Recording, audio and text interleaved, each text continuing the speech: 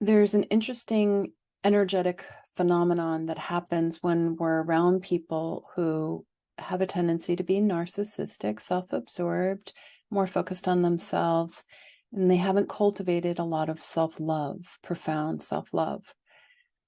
What they can do is they see all the people in their life and they energetically, unconsciously suppress everyone in their life and attempt to prevent people from being successful and thriving. Because if somebody's really narcissistic, self-absorbed, they don't have a lot of self-love, self-worth, then to see somebody else's success could trigger them and make them feel less than.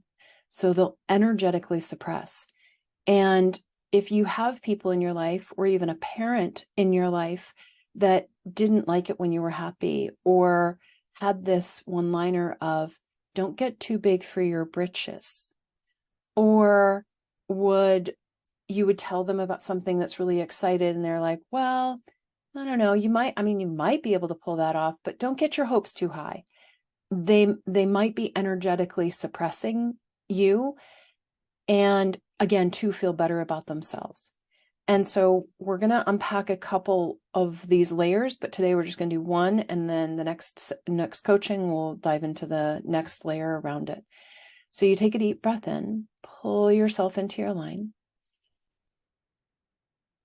And as you hold your energy and awareness in your divine line, take a moment to invite your higher self, your body, David's higher self, and teams to work with the energetic fields and the guides to reference a person or the people in your life that feel threatened by you, that feel intimidated, jealous, that are putting you down, criticizing you, not encouraging you to thrive. And it might be very undercurrent, but just hold space for some energetic aspect of you to reference all of these people in your life that might be holding you down. And recognize that as they put their suppression on you, you empathically feel them. You empathically feel their self-doubt, their self-hatred, which means you have information. So take a moment to invite your higher self, body, David's higher self, and teams to work with the energetic fields and the guides to send massive amounts of energetic information to this person or these people. Return any responsibility that you might be holding, that they might have given you for getting them to cultivate self-love. Return that responsibility back to them at the level of their higher selves, where they have the capacity to receive it. And if you feel anger towards this person, use the anger to return the responsibility for getting them to cultivate self-love, self-worth. That's their journey, their responsibility, their job, not your job. We don't want to disempower. When we hold responsibility, we get highly empathically impacted. So just take a moment to keep returning. There you go. All responsibility to them at the level of their higher selves, where they have the capacity to receive it, sending appropriate energetic information. And then feeling into your line, your divine line. What is a quality that you have cultivated in your line that you value, that you have mastery of, that you cherish? And feel how deep in your core you love you. You love your essence. You love your light. Body, you love your essence. You love your light that flows in your line.